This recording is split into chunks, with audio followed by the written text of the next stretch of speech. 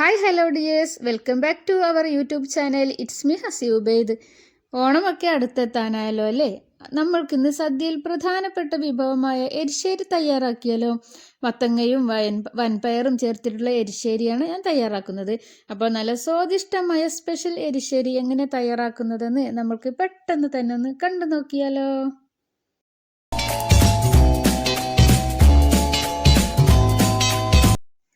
ഈ മത്തങ്ങയും വൻപയറും നമുക്ക് എരിശ്ശേരി തയ്യാറാക്കാൻ ആദ്യം തന്നെ വൻപയർ ഞാൻ വെള്ളത്തിലിട്ട് വെച്ചിട്ടുണ്ടായിരുന്നു. അപ്പോൾ ഇവിടുത്തെ വൻപയർ ഒരു വെള്ള കളറാണ്. നമ്മളെ നാട്ടിലേക്ക് ഒരു റെഡ് കളറല്ലേ ഉണ്ടാവുക അല്ലേ, ഒരു ഗ്രേ കളറ്. അപ്പോൾ ഇത് ഞാൻ വെള്ളത്തിലിട്ട് 1 മണിക്കൂർ മുന്നേ തന്നെ വെള്ളത്തിലിട്ട് വെച്ചിട്ടുണ്ടായിരുന്നു. നിങ്ങൾ വെള്ളത്തിലിടാൻ മറക്കുകയാണെന്നുണ്ടെങ്കിൽ ഒന്ന് ചൂടുവെള്ളത്തിലിട്ടിട്ട് അങ്ങനെ വെച്ചാൽ മതി. എന്നിട്ട് നല്ലപോലെ ഒന്ന് അടച്ച് വെച്ചാൽ മതി. അപ്പോൾ അതായത് അടുത്തതായിട്ട് മത്തങ്ങയാണ് എടുത്തിട്ടുള്ളത്. മത്തങ്ങ ഇതുപോലെ നല്ല യെല്ലോ കളറുള്ള മത്തങ്ങ തന്നെ എടുക്കാൻ നോക്കണേ. അപ്പോഴാണ് നമ്മളെ മത്തങ്ങ എരിശ്ശേരി നല്ല കളർഫുള്ളായിട്ട് സദ്യയിലൊക്കെ വിളമ്പുമ്പോൾ നമുക്ക് കിട്ടുള്ളൂ. ഇപ്പോൾ ഞാൻ ഇത്രയും എടുക്കുന്നില്ല, ഒരു 1/4 ഭാഗം എടുക്കുന്നുള്ളൂ കേട്ടോ. പകുതിയിലേക്കാളും കുറച്ചൊരു കുറവായിട്ടേ എടുക്കുന്നുള്ളൂ.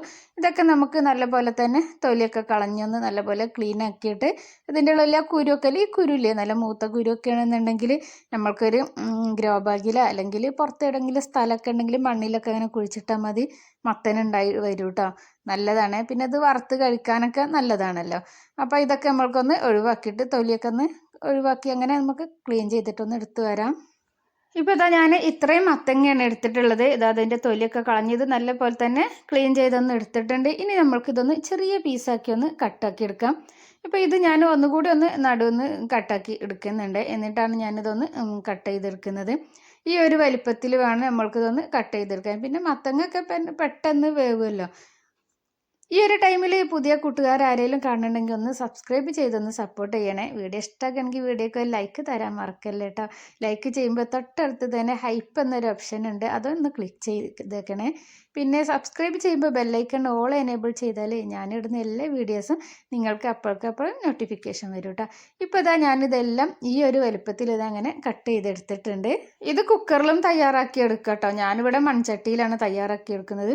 കുക്കറിലാണെങ്കിൽ വൻപയറൊന്ന് ഒരു 3 വിസിൽ അടിക്കുന്ന ഇതിൽ ആദ്യം ഒന്ന് വേവിച്ചെടുക്കണം. എന്നിട്ട് പിന്നെ മത്തങ്ങ ചേർത്ത് കൊടുത്താൽ മതി. അങ്ങനെ പിന്നെ ബാക്കി ചേരുവകളൊക്കെ അങ്ങനെ ചേർത്ത് കൊടുക്കാം. ഇപ്പോൾ ഞാനിതെല്ലാം കട്ട് ചെയ്തെടുത്തിട്ടുണ്ട്. ഇനി നമ്മളെ ഈ ഒരു മൺചട്ടിയിലേക്ക് ഞാൻ വൻപയർ ഇവിടെ ക്ലീൻ ചെയ്ത് വെച്ചിട്ടുണ്ടല്ലോ, അത് ചേർത്ത് കൊടുക്കുന്നുണ്ട്. അടുത്തതായിട്ട് നമ്മൾ കട്ട് ചെയ്ത് വെച്ച മത്തങ്ങ എല്ലാം കൂടി ചേർത്ത് കൊടുക്കുന്നത്.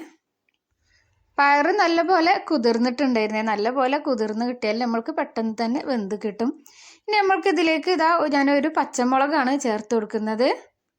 ഈ ഒരു മത്തങ്ങ എരിശ്ശേരി ഉണ്ടല്ലോ, ചോറിലേക്ക് സദ്യയിലേക്ക് മാത്രമല്ല കേട്ടോ, സദ്യയിലേക്ക് അല്ലെങ്കിൽ നമുക്ക് ചോറിലേക്ക് ഇത് തയ്യാറാക്കി എടുക്കാം കേട്ടോ.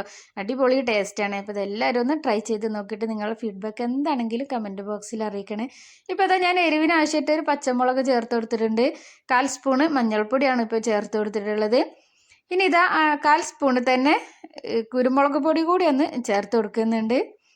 ഇനി നമ്മൾക്ക് അടുത്ത ഇതിലേക്ക് ആവശ്യമായിട്ട് ഞാനിതാ ഒരു 1/4 സ്പൂണ് കാശ്മീരി മുളക് പൊടിയാണ് ചേർത്ത് കൊടുക്കുന്നത്. എരിവുള്ള പൊടിയാണെങ്കിലും കുറച്ച് തന്നെ ചേർത്താൽ മതി. നമ്മൾ എരിവിന് ഇത് പച്ചമുളകും ചേർക്കുന്നുണ്ടല്ലോ ഇതിൽ, അപ്പോൾ അതുകൊണ്ടാണ്. ഇനി നമ്മൾക്ക് ഇതിലേക്ക് ആവശ്യത്തിനുള്ള വെള്ളം ചേർത്ത് കൊടുക്കുക. ഞാനിപ്പോൾ 1 കപ്പ് വെള്ളമാണ് ഒഴിച്ചു കൊടുക്കുന്നത്. കുക്കറിലാണെങ്കിൽ ഇത്രയൊന്നും വെള്ളം ഒഴിച്ചു കൊടുക്കേണ്ട. പിന്നെ നമ്മളെ മത്തനൊക്കെ വേവുമ്പോഴും വെള്ളം ഉണ്ടാവുമല്ലോ. കുക്കറിലാകുമ്പോൾ ഞാൻ നേരത്തെ പറഞ്ഞല്ലോ, പയറ് നേരത്തെ വേവിച്ചെടുക്കണം. എന്നിട്ട് പിന്നെ മത്തങ്ങ ചേർത്ത് കൊടുത്താൽ മതി. മത്തങ്ങ പെട്ടെന്ന് വേവുന്നതാണ്. അപ്പോൾ ഞാൻ മൺചട്ടിയിലായതുകൊണ്ടാണ് രണ്ടും ഒരുമിച്ച് വെച്ചിട്ടുള്ളത്. ഇപ്പോൾ ഞാൻ കുറച്ച് വെള്ളം, ഒരു 1/2 ഗ്ലാസ് വെള്ളം ഒഴിച്ചിട്ടുണ്ടായിരുന്നു. വെള്ളം ഒഴിച്ചപ്പോൾ എനിക്ക് കുറച്ച് വെള്ളം കുറവ് പോലെ തോന്നിയപ്പോൾ ഞാനിതാ കുറച്ചും കൂടി വെള്ളം ഒന്ന് ഒഴിച്ചു കൊടുക്കുന്നുണ്ട്.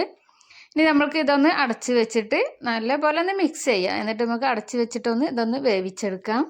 ഇപ്പോൾ നമ്മുടെ മത്തങ്ങ വൻപയറും കൂടി ഞാനിവിടെ സ്റ്റൗ ഓൺ ചെയ്തിട്ടുണ്ട്.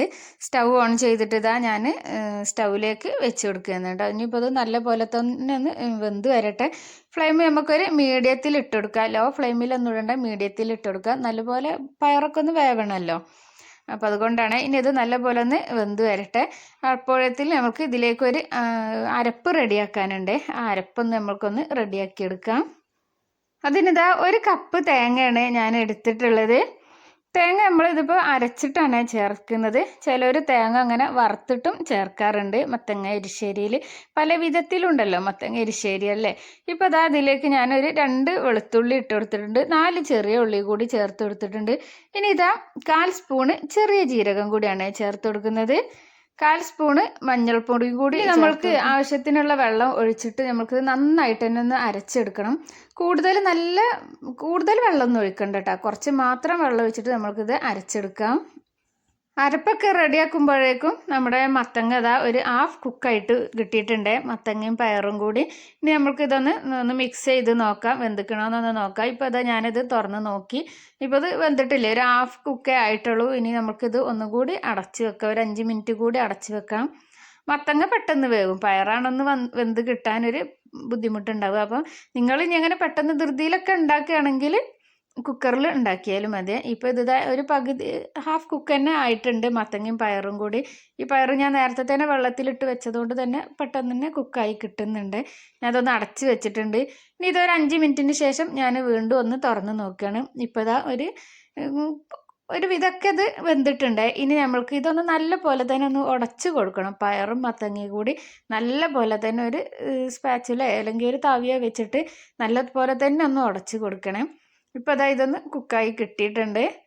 ഇപ്പോൾ ഈ വെള്ളം നല്ലപോലെ ഒന്ന് വറ്റി കിട്ടണം കേട്ടോ. വെള്ളം ഉണ്ടെങ്കിൽ നിങ്ങൾ വറ്റിച്ചെടുക്കണം. നമ്മൾ മത്തങ്ങ എരിശ്ശേരിയിൽ കൂടുതൽ വെള്ളം ഉണ്ടാവില്ലല്ലോ. അപ്പോൾ ഈ വെള്ളം ഇനി കുറച്ച് ഒന്ന് വറ്റിയെടുക്കാനുണ്ട്. അപ്പോൾ ഞാനിതൊന്ന് വറ്റിച്ചെടുക്കുന്നുണ്ട്. ഇതുവരെ നമ്മൾ ഉപ്പ് ചേർത്തിട്ടില്ലായിരുന്നേ. ഈ ഒരു ടൈമിൽ നമ്മൾക്ക് ആവശ്യത്തിനുള്ള ഉപ്പ് ചേർത്തെടുക്കാം. നേരത്തെ ഉപ്പ് ചേർക്കാഞ്ഞത് വൻപയർ വെന്ത് കിട്ടൂലല്ലോ, അതുകൊണ്ടാണ് നേരത്തെ ഉപ്പ് ചേർക്കാഞ്ഞത്. നിങ്ങൾ കുക്കറിലിട്ട് വെക്കുകയാണെങ്കിൽ ഉപ്പും പയറും കൂടി ഇട്ടിട്ട് അങ്ങനെ ഒന്ന് വേവിച്ചെടുത്താൽ മതി. ഇപ്പോൾ ഞാൻ ഉപ്പ് ചേർത്ത് കൊടുക്കുന്നുണ്ട്. ആവശ്യത്തിനുള്ള ഉപ്പ് ആദ്യം കുറച്ച് ഉപ്പ് ചേർത്താൽ മതി, എന്നിട്ട് ഉപ്പ് ഇല്ല എന്ന് തോന്നുകയാണെങ്കിൽ മാത്രം വീണ്ടും ഉപ്പ് ചേർത്താൽ മതി. എപ്പോഴും അത് ചെയ്യണം കേട്ടോ. നമ്മൾ ഉപ്പിട്ട് നേരത്തെ തന്നെ ആദ്യം തന്നെ എല്ലാ ഉപ്പും കൂടിയാണ്ട് ചേർത്തിട്ടുണ്ടെങ്കിൽ ഉപ്പ് കൂടിയാൽ നമ്മൾക്ക് ഒന്നും ചെയ്യാൻ കഴിയില്ല കേട്ടോ. ഉപ്പ് കുറഞ്ഞാൽ വീണ്ടും നമ്മൾക്ക് ചേർത്ത് കൊടുക്കാം. അപ്പോൾ അതെല്ലാവരും ശ്രദ്ധിക്കണേ. ഉപ്പ് കൂടിപ്പോയാൽ നമ്മളെ കറി ഒന്നിനും കഴിയില്ലല്ലോ. ഇപ്പോൾ അതാ ഞാൻ ഉപ്പിട്ടിട്ട് നല്ലപോലെ ഒന്ന് മിക്സ് ചെയ്യുന്നുണ്ട്. ഇപ്പോൾ വെള്ളമൊക്കെ ഒരു വിധമൊക്കെ ഒന്ന് വറ്റി വന്നിട്ടുണ്ട്. ഇനി ഞാൻ ഒന്നുകൂടി തന്നെ അടച്ച് വെക്കുന്നുണ്ട്, വെള്ളമൊക്കെ ഒന്നുകൂടി വറ്റി വരട്ടെ. ഇപ്പോൾ ഇത് കണ്ടില്ലേ, ഇപ്പോൾ വെള്ളമൊക്കെ വറ്റി കിട്ടിയിട്ടുണ്ട്. ഇനി നമ്മൾക്ക് ഇതിലേക്ക് നമ്മൾ തേങ്ങ അരച്ചതുണ്ടല്ലോ, ആ അരപ്പ് കൂടി ഒന്ന് നമുക്ക് ചേർത്ത് കൊടുക്കാനുണ്ട്. എല്ലാവരും ഈ ഒരു ഓണത്തിനൊന്ന് ട്രൈ ചെയ്ത് നോക്കണേ, അടിപൊളി ടേസ്റ്റാണ്. തേങ്ങ അരക്കുമ്പോൾ ഈ ഒരു രൂപത്തിൽ വേണം അരച്ചെടുക്കാൻ കേട്ടോ. കുറച്ചൊരു കട്ടിയിലായിട്ട്, കൂടുതൽ വെള്ളമൊന്നും ചേർക്കരുത്. ഇനി തേങ്ങ ചേർത്തിട്ട് നമുക്ക് നല്ലപോലെ തന്നെ മിക്സ് ചെയ്യാം. മിക്സ് ചെയ്തതിന് ശേഷം ഉപ്പൊക്കെ ഒന്ന് ചെക്ക് ചെയ്യണം, എരിവൊക്കെ ചെക്ക് ചെയ്യുക. എരിവില്ലെങ്കിൽ കുറച്ച് കുരുമുളക് പൊടി ചേർത്ത് കൊടുക്കാം. ഇപ്പോൾ ഞാനത് നല്ല പോലെ തന്നെ ഒന്ന് മിക്സ് ചെയ്ത് കൊടുക്കുന്നുണ്ട്. ഇപ്പോൾ തന്നെ ഇത് അടിപൊളി ടേസ്റ്റാണ്. ഇതിലേക്ക് ഇനി ഒരു വറവും കൂടി വരാനുണ്ട്, അതും കൂടി ആയിട്ടുണ്ടെങ്കിലാണ് നമ്മളൊരു മത്തങ്ങ എരിശ്ശേരി അടിപൊളി. പിന്നെ ഇത് നിങ്ങളിനി വേറെ രൂപത്തിൽ ഇത് ഉണ്ടാക്കാറുണ്ടോ എന്ന് കമൻറ്റ് ചെയ്യണം, എങ്ങനെയാണ് ഉണ്ടാക്കുക എന്നുള്ളത് കേട്ടോ. ഞാനും ഉണ്ടാക്കാറുണ്ട്. ഇതിൽ ഈ തേങ്ങ അരച്ചതിന് പകരം തേങ്ങ വറുത്തിട്ട് അങ്ങനെ ചേർക്കാറുണ്ട്.